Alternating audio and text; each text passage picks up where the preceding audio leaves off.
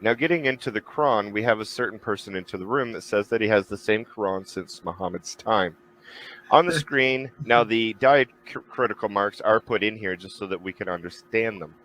But understand that on the right side, the Sana'a lower text would not have had these diacritical marks that you see on the screen.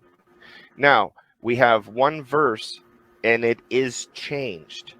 So my question to Bilal, which one, the standard text you read today or the Sana'a lower text, which one is on the text in heaven? Which one is the text in heaven? Which one is the original?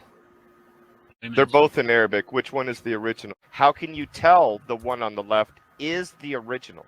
Was my question. Bismillah, alhamdulillah, wa salatu wassalamu ala rasulillah.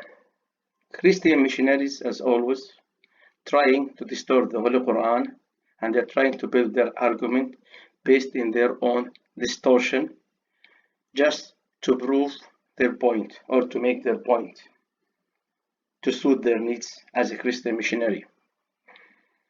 Here they quote chapter 9, Surah At-Tawbah, verse 80, and he quote the verse from Sana'a lower text, which is the Sana'a Manuscript, and he quote the standard Quran text, the text we are reading since the time of Prophet Muhammad until nowadays, the verse that been revealed to Prophet Muhammad. And he claimed that this verse being changed in Sana'a lower text, just trying to prove that the Holy Quran is corrupted. We as Muslims, we receive the Holy Quran by oral transmission. We are so familiar with all manuscripts and with Sana'a manuscripts. The people who wrote Sana'a manuscripts are not perfect, and they made transcriptions error. That led to a deviation from the original. And this deviation does not change the original that we Muslims memorize by heart.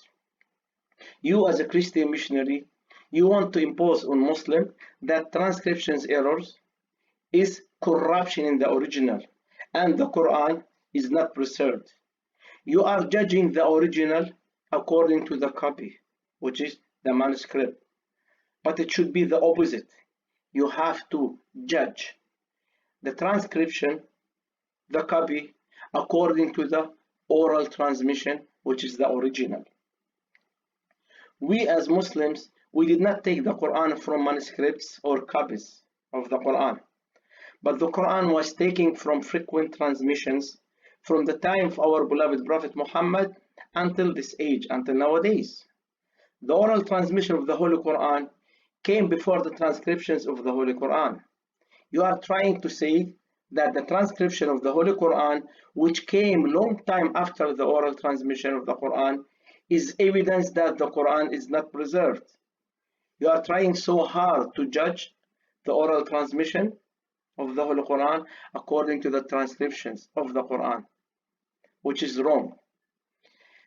We as Muslims receive the Holy Quran by oral transmission, which means Prophet Muhammad heard the words of the Holy Quran from Angel Gabriel, then Prophet Muhammad transmitted it orally to his companion, and his companion transmitted it to their companions, to the next companions, to the next generations, until nowadays. So therefore, we don't need any manuscript to prove the validity of our Holy Quran.